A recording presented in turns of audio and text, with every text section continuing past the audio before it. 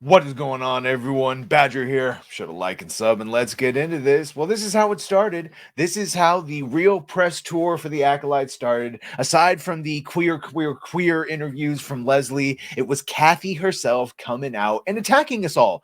Yet again, this time before we even got a chance to say anything. So, of course, with Riva and Moses Ingram, they said, hey, you're going to have a lot of racist people coming at you. And then two people on Twitter said something mildly offensive, but also sort of true, that she was a diversity hire. Spoiler, she was. No reason for the character other than to insert a black actress for DEI and representation instead of focusing on Kenobi and Anakin like we all wanted.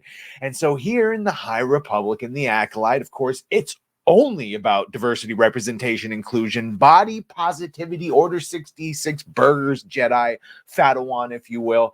And like I said, before we even got a chance to make those offensive jokes that would earn them having interviews calling us toxic, even though it's just good old-fashioned ribbing, we got interviews like this with Kathy. It's all our fault. It's all Min's fault, which also sort of acknowledges the fact that Star Wars is a male brand. But yeah, so they called us all the bigots, the isms, the ists, and the phobes first. Okay, then the show came out, and by the way, thankfully that did not go unnoticed. So shout out Cosmic Book News from 5 days ago, calling it out. Kathleen Kennedy and Leslie Headland are former Harvey Weinstein personal assistant Leslie Headland are already blaming fans, along with Hollywood trades. Surprised, and so yeah. And here, a little bit fair. The Acolyte premiere gets blasted by Star Wars fans. Abject bigotry or legit criticism? I'll let you guess which one they decide to choose. But the truth shall set you free, and we have that truth now. The Acolyte views grow to 11.1 million on Disney Plus after 5 days of streaming. And just for context, while we go through this, keep in mind that Disney Plus has 150 million subscribers, and only 11 million of them have watched in damn near a week. That's not a good number. That's not a good number. As we come to find out, it is the lowest of any of the series, to go along with it being the lowest critic rated and audience rated. So again, by every metric, of course, Hollywood Reporter with this absolute cope, The Acolyte gives Disney its best series opening of 2024, which just is an abject not true in comparison with other series.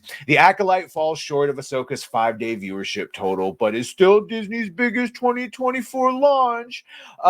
Last week we learned that the Ahsoka had, this is comic book right here. Last week we learned that the Acolyte had a bigger debut than 2023's Ahsoka, with a whopping 4.8 million views on Disney Plus during the first day on the streamer. That was the official word from Disney anyway, though no first day viewership numbers were ever officially announced for Ahsoka. Instead, we were told that it took to the Star Wars Rebels follow-up 5 days to reach 14 million. Now, this all goes into a huge obfuscation of what they count a view, where they count it from, and how they do it all. And so here's Park Place, going to go a little bit more detail. Confirm the Acolyte performs worse than Ahsoka. Global minutes viewed less than Ahsoka's U.S. premiere viewership. So, of course, from Deadline, that 11.1 million, the report confirms that the Acolyte performed worse than the most recent Star Wars live-action, Dave Filoni's Ahsoka, according to a blog post on StarWars.com. Lucasfilm reported that the debut episode of Ahsoka garnered 14 million views, making the series #1 globally on the streaming platform. In a footnote, Lucasfilm noted that a view is defined as a total stream divided by runtime available. So it starts getting tricky, though, when there's different episodes, different amounts of credits opening and closing.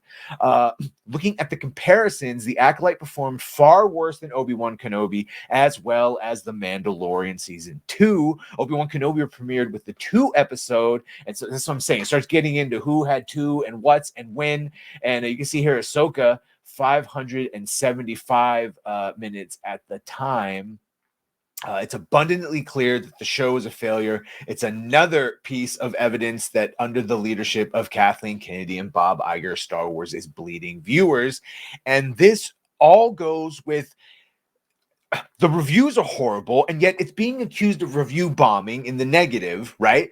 But what they don't talk about ever is review bombing in the positive, because that happens too. And you can even see them saying, hey, go leave it a 5-star to like sort of balance it out. God, isn't Leslie Headland's wife just so doesn't she really just make you want to watch? So inviting. So we have Screen Rant, the Acolytes backlash and review bombing explain what's really going on. Well, what's really going on is fans that don't like this shit are reviewing it negatively, and fans that are shilling for it, but then clearly not watching it based on the amount of minutes and views. They're giving it good reviews to balance it out, which is why it's been doing a bit of yo-yoing, even if right now it's actually, this audience score last I checked was at 27%. But you can see, still, granted, it's only 2 episodes, I know. And the funny thing about that is, wait until this 3rd episode when we get forced immaculate conception between regal forced lesbians in a lesbian cult. I'm calling it a cult. Either way, it's gonna, you think people are losing their shit now? Wait until it invalidates the prophecy. But yeah, there you go. It is the bottom of the barrel, and that is probably gonna get lower as of the 3rd episode. And yeah, all of this controversy, basically, what Screen Rant and this whole long cope and seethe thing says is it's our fault. It's our fault that we just wanted the original series again, and that we don't like diversity and inclusion. Even though, shout out to Nerd Wars and I, before the stream today, we're going through and I'm explaining to him like the Jedi Council during the Phantom Menace and all the people that were still alive that could be alive during the High Republic, and how diverse AF the council already was, with multiple women and people of color and midgets and aliens. And yeah, go F yourself. The revisionist history is off the chart, and so is the revisionist history of, oh, this is the best new thing since sliced bread. And it's not, according to, as you've seen, any metric. The fans, the ratings, the viewing numbers, it's all bad, but it was all bad. Yeah, I just... You can't keep getting away with it! But they do. But they do. Anyway, let me know what you think of this. God help us for this 8th episode. And hopefully, assuming I don't get a call at 3 a.m., I will be on Open Bar this time to talk about this with Drinker and everyone else. Chris Gore should be there. And oh boy, is it going to be a good old time. So be sure to like, share, and sub. If you have done that, thank you. If you're going to do that, thank you. And woo. Well, bye.